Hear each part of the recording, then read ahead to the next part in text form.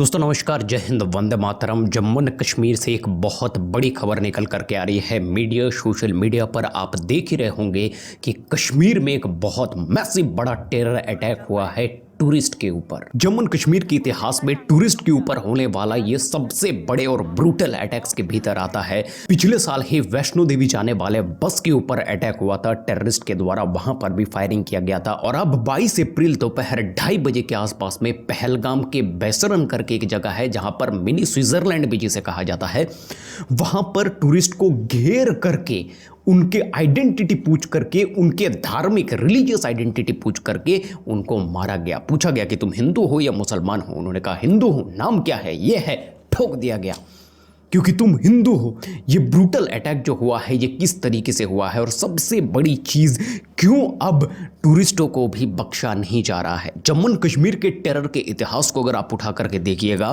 तो आपको पता चलेगा कि टूरिज्म को बख्शा जाता है, टूरिस्ट लोगों को बख्शा जाता है।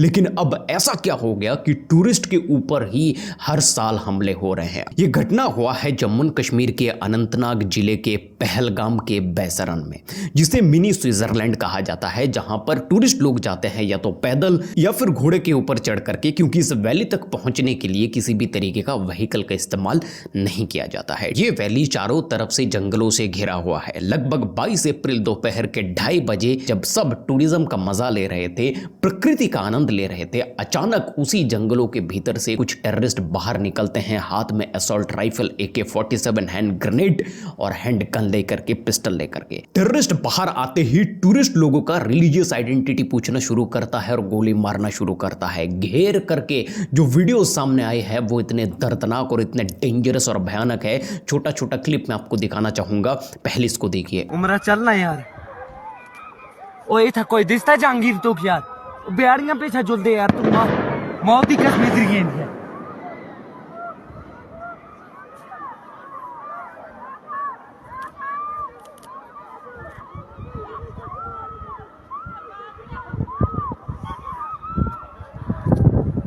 ये जो गोलियों की आवाज और चीखने चिल्लाने का आवाज आपको सुनाई दे रहा है, ये लाइव रिकॉर्डिंग है उस वक्त का जब ये घटना हो रहा था। एक बहुत ही भयानक और ब्रूटल तस्वीर भी इंटरनेट पर वायरल हो रहा है, जहां पर एक डेड बॉडी के सामने बैठी हुई एक महिला को दिखाया जा रहा है। ये कितना ब्रूटल हो सकता है, वो महिला शॉक में जा चुकी है कि आखिरकार हुआ क्या है हमारे साथ में।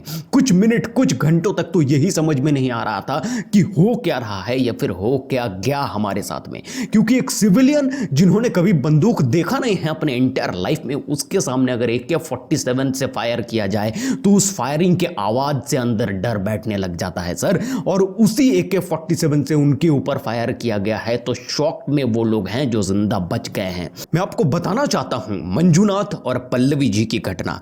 ये दोनों कश्मीर घूमने गए थे, उसका एक छोटा सा वीडियो क्लिप मैं आपको दिखाना चाहूंगा।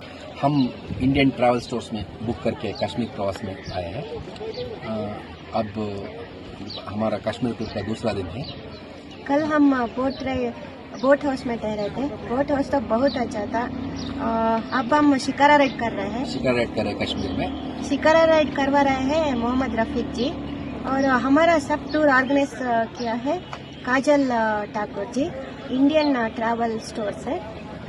बहुत अच्छा लगा, बहुत अच्छा सर्विस। इनके ऊपर जब टेररिस्ट ने अटैक किया और गोलियां बरसाई मंजूनाथ के ऊपर, तब पल्लवी जी ने कहा टेररिस्ट से कि आप मुझे भी मार दो, मेरे हस्बैंड को तो मार ही दिए हो, मुझे भी मार दो। लेकिन टेररिस्ट ने उनको जवाब क्या दिया ये सुनिएगा आप। टेररिस्ट ने कहा कि मैं तुम्हें नहीं मार रहा हूं, गो एंड टेल मोदी, जाकर के मोदी से कहो।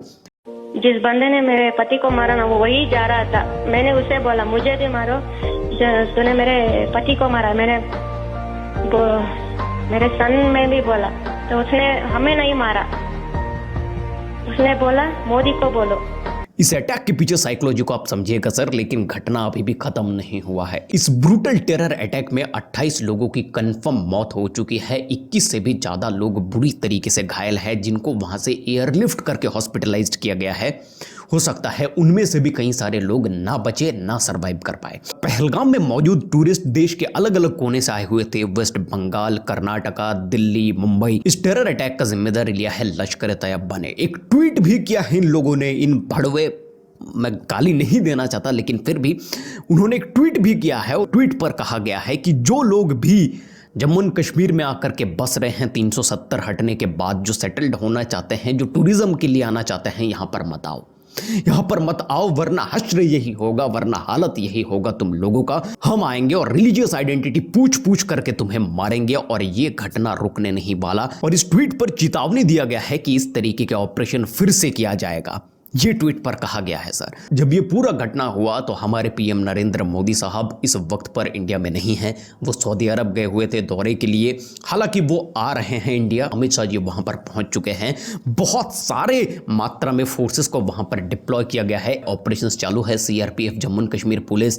Indian army, para special forces, राष्ट्रीय राइफल्स, सबको वहां पर डिप्लॉय किया गया है। मैं आपको बताना चाहता हूं, ये जो टेरर अटैक हुआ है, terrorist Jammu and Kashmir police और इंडियन आर्मी के यूनिफॉर्म पहन करके आए हुए थे। अब ये पूरा घटना आपके सामने क्लियर है, आप देख रहे हो, कई तरह के एनिमेशन, कई तरह के वीडियो सोशल मीडिया पर सर्कुलेट किए जा रहे हैं। लेकिन आज मैं आपको बताऊंगा ये सब हो क्यों रहा है, क्यों टूरिस्टों के ऊपर अटैक्स हो रहे हैं। इसको जानने के लिए हमें यह जानना पड़ेगा कि जम्मू एंड कश्मीर में जो लोकल टेररिज्म है वो फैला कैसे। जम्मू एंड कश्मीर में जो युवा बनते थे, उनके पास में ना था रोजगार, ना उनका कनेक्शन बाहर के स्टेटों के लोगों के साथ में है जो अपना आइडेंटिटी, अपने लाइफस्टाइल उनके साथ में शेयर करें। मान लीजिए मैं जाता हूं टूरिज्म के लिए जम्मू एंड कश्मीर, वहां पर मैंने किसी लोकल लड़के को हायर किया जो ऑटो चलाता है या फिर शिकारा चलाता है या फिर कुछ भी करता है या फिर गाइड के तौर पर, तो मैं भी उनके साथ में शेयर करूंगा कि मैं क्या करता हूं, मेरा लाइफस्टाइल कैसा है। तो ये सारी जो चीजें हैं बाहर की दुनिया के साथ में कश्मीर जो है वो कटा हुआ था 370 हटने से पहले तक। लेकिन जब धारा 370 कश्मीर से हटा तो धीरे धीरे टूरिज्म बहुत ज्यादा बढ़ने लगा और 2024 में हाईएस्ट मात्रा में टूरिज्म जो है वो कश्मीर में देखने को मिला। अब जब कश्मीर में 370 था तो युवाओं के हाथ में पैसा नहीं था, युवाओं के हाथ में रोजगार नहीं था, बाहर के स्टेटों के लोग किस तरीके का लाइफस्टाइल काटते हैं ये उनको नहीं पता था, तो उनको बरगलाना और उनको टेररिस्ट बनाना बहुत आसान था, उनके गाड़ में जिहाद का गाजर बांध देना बहुत आसान था। लेकिन अब सिचुएशन बदल रहा था, जम्मू एंड कश्मीर डेवलपमेंट की ओर आगे बढ़ रहा था, टूरिज्म वहां पर जितना बढ़ रहा था, इनकम, रोजगार भी लोगों के हाथ में बढ़ रहा था, होटल्स वहां पर खुल रहे थे नए नए, वहां पर जितने भी ट्रांसपोर्टेशन है उसके थ्रू लोगों को रोजगार मिल रहा था। अब लोगों के हाथ में जब रोजगार होगा, बाहर के स्टेटों के लोगों के साथ में कनेक्शन होगा, तो कश्मीर का युवा यह समझने लगा था कि लाइफस्टाइल को कैसे बेहतर बनाया जाए, किस तरीके से हम काम करके सही तरीके से पैसा इनकम करके डेवलपमेंट की ओर आगे बढ़ सकते हैं।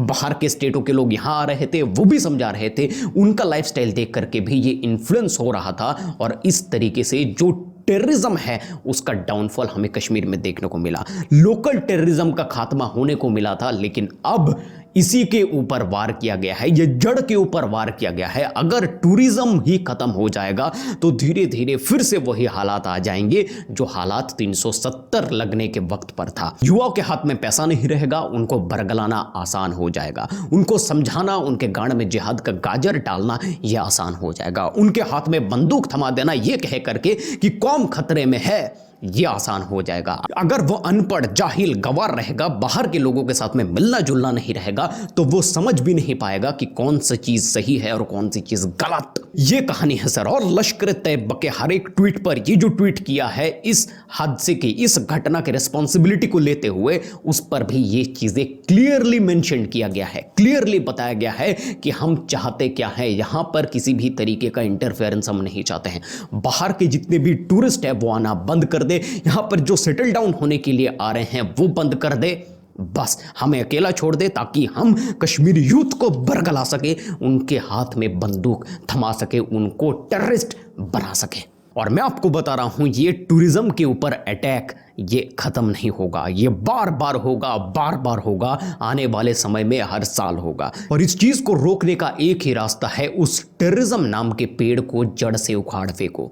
पिछले 70 साल से हम यही करते हुए आ रहे हैं कि टेररिज्म नाम का जो पेड़ है उसके पत्ते को काट रहे हैं, टेररिस्ट को मार रहे हैं, इससे कुछ नहीं होने वाला। जैसे एक बहुत बड़े पेड़ के अगर हम 100 पत्ते काट दे तो 3-4 दिन के बाद वो 200 पत्ते लेकर के वापस वापस आ जाते हैं। यही टेररिज्म का कहानी है जम्मू कश्मीर में। जब तक हम उस टेररिज्म के जड़ तक नहीं पहुंचेंगे, उसे जड़ से उखाड़ के नहीं फेंकेंगे, तब तक ये पत्ते काटने से कुछ होने नहीं वाला। और उसे जड़ से मिटाने के लिए हमें एग्रेसिव बनना पड़ेगा, हमें डिफेंसिव बन करके रहना नहीं है। हमें बार बार मैं कहता हूं कि अब डिफेंसिव का जमाना गया मोदी जी, अब एग्रेसिव होना पड़ेगा। अब घर में घुस करके पाकिस्तान को ठोकना पड़ेगा। अब लश्कर तैयबा के जड़ को हिलाने का वक्त आ चुका है। एक पाकिस्तान जैसे छोटे देश, एक पाकिस्तान जैसे भिखारी देश के भीतर रहने वाले टेररिस्ट अगर हमारे देश के भीतर आकर के इतना बड़ा हंगामा मचा करके चला जा सकता है, और हम हाथ पर हाथ धरे बैठे हुए रहते हैं कि कब घटना होगा और हम जाकर के सर्जिकल स्ट्राइक करेंगे, ये करेंगे, वो करेंगे। नहीं, हमें एग्रेसिवली फर्स्ट मूव करना है। जो भारत ने आज तक नहीं किया है वही करना पड़ेगा। ज़माना बदल रहा है। आप अपना राय कमेंट बॉक्स में ज़रूर दीजिए। और जितने भी टूरिस्ट का देहांत हुआ है, भगवान उनके आत्मा को शांति दे। ओम शांति। नमस्कार।